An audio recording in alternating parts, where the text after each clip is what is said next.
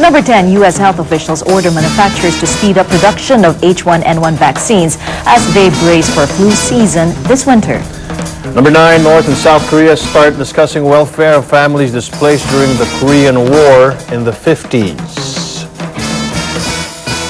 Number 8, AFP pinagsabihan ng Court of Appeals na huwag tawaging NPA ang film activist si Melissa Rojas. Number 7, kapatid ni Lucio Tan kinasuhan ng katulong dahil sa pagmamaltrato raw nito. Number 6, sa malaking challenge ng paglilinis ng Manila Bay, makikita sa Navotas ang dating number 1 fish port sa Asia. Number 5, DOH goes after 4 drugstores that refuse to implement the maximum drug retail price on essential medicines. Number 4, pagbibigay ng corporal punishment ng mga magulang sa kanilang anak gusto na ring ipagbawal. Number 3, Erap denies hand in Dacer murder as he sets his sights on joining the presidential derby again. Vice President De Castro inalok na raw ni Pangulong Arroyo na umanib sa Lakas Kampi para i-consider bilang standard bearer. Number 2, the economy is doing better than expected according to NEDA records. Even though clinical trial U.S. health officials are asking 5 manufacturers of H1N1 vaccine to speed up production and distribution kahit kulang pa ang clinical tests sa bakuna. They want to get the most number of people immunized by the end of November. Baka raw kasi umabot sa kalahating ng populasyon sa U.S. ang ma-infect ng H1N1 pagdating ng bare months.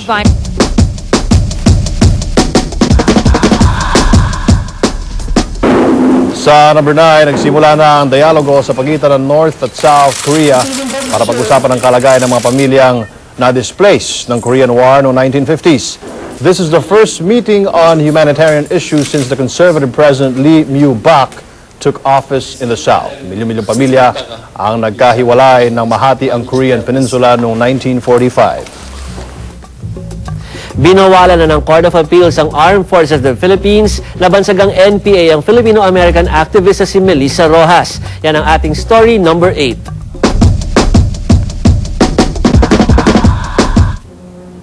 Sabi ng CA, paglabag sa right to privacy ang paglabas ng AFP ng mga mapanirang impormasyon laban kay Melissa.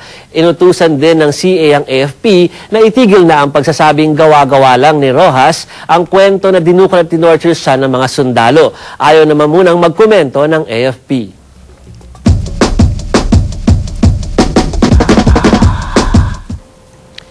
Isang katulong ng kapatid ni Lucio Tan na si Mariano Tan ang nagsampa ng kasong illegal detention, maltreatment, frustrated homicide at slavery dahil sa umunoy pang-aabuso sa kanya ng kanyang amo sa loob ng 5 taon. Kwento ni Mary Jane Soliano, 2004 pa siya namasukan bilang maid sa pamilya Tan pero hindi raw siya pinapasweldo. Pinagbabawalang lumabas ng bahay, manood ng TV at makipag-usap sa kanyang pamilya. Minsan inutusan pa nga raw siyang maglinis ng bahay nang walang saplot sa katawan. Sinubukan namin kunin ang panig ng pamilya Tan, pero ayon sa mga security guard sa bahay ng mga Tan, wala doon ang kanilang amo. Nasa headlines nito mga nakaraang araw ang Manila Bay cleanup. Kung paano kahirap ang challenge na yan, makikita sa tubig ng Navotas, which ironically was one of Asia's leading fish ports just a few decades ago. Yan ang story number 6 ni Andrea Bautista. Tubong Navotas ako at ang pamilya ko. Sabi nga ng tatay ko, 30 years ago, blue na blue ang tubig dito kaya walang problema kung lumangoy man ang mga bata. Pero ngayon, ganito na ang tubig dito. Dati pa nga daw may mga mahanap pang rock lobster at king prawns dito sa Navotas na libo ang halaga sa mga mamahaling restaurant.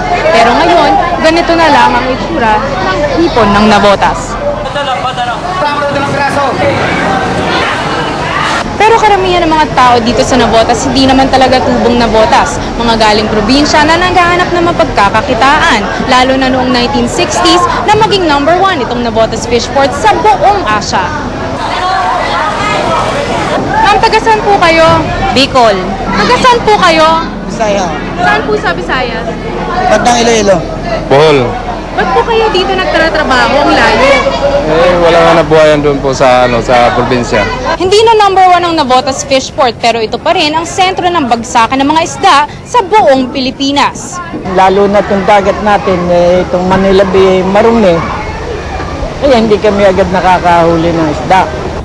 Wala pang 11 square kilometers ang Navotas City. Wala pa itong 1/3 ng Makati, 1/4 ng Manila at hindi pa ito kasing laki ng isang distrito ng QC. Pero ang tao dito, pinakamadami. Triple ito per land area ng Makati, Manila at QC. Sa sikip ng Navotas, ang ibang tao nagtayo na ng bahay sa taas ng tubig. Tubig na minsan hindi na masyadong makita dahil napuno na ng basura. Hindi kasi mapigilan ng mga tao sa pagkakalat. Ito ang itsura ng isang bahay na nasa taas ng tubig. Isang kwarto lang ito. Ito na ang sala ng buong pamilya. Dito na rin sila natutulog. Para lang naman siyang normal na bahay. Yun nga lang, malakas ang tunog ng alon. At pag tumingin ka sa labas ng bintana, kitang-kita mo na kaagad ang dagat. Ang problema ng tubig sa Navotas ay isa lamang itong bahagi sa mas malaki pang problema ng Manila Bay. Mas malalim pa sa polusyon ang problema ng Manila Bay at Navotas. Namamatay ang dagat dahil sa mga taong walang matirhang sariling lupa. Andrea Bautista, The Evening News.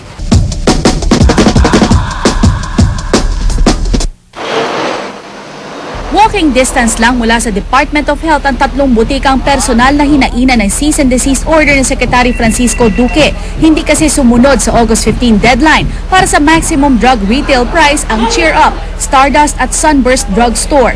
Small player ang 3 pero hindi sila covered ng September 15 deadline para sa maliit na pharmacy dahil nasa harap sila ng San Lazaro at Jose Reyes Hospital.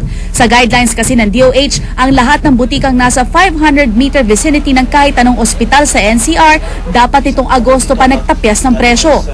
They will have to stop selling those products at the old price. In 72 hours, sasagutin nila kung bakit patuloy na nagbenta sila ng mataas. Although yung isa doon, sinabi, binago na raw nila. Ang alam namin, start na August 15, pero we have hanggang September 15 para makapag-adjust ng mga presyo.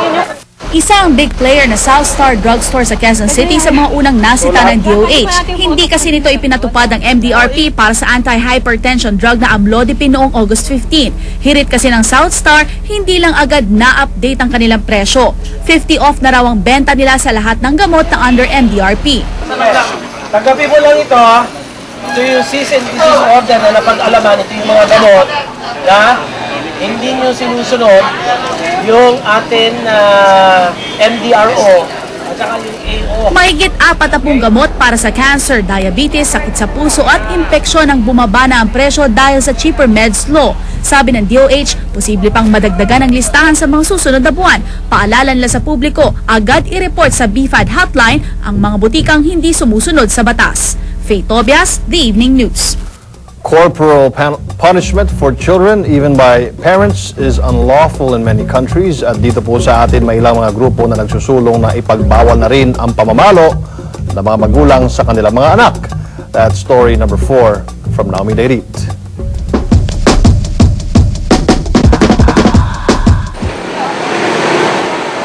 May pagkasutil ang 9 na taong gulang na si Jomar. Para madisiplina, pinapalo siya sa puwet o pinipingot ng kanyang nanay. Para matuto siya matuto na gumalang sa mga matatanda. Sa pag-aaral ng grupong Save the Children, 85% ng batang Pinoy ang nakaranas ng physical at verbal punishment sa loob ng kanilang mga bahay. Hindi rin ligtas sa mga bata sa eskwelahan. Kada taon, nasa 500 hanggang 800 kaso ng child abuse ang naitatala ng mga itinuturing na second parent ng mga bata, ang mga guro. Ang corporal punishment ay pang-aabuso. Ito ay violence against children.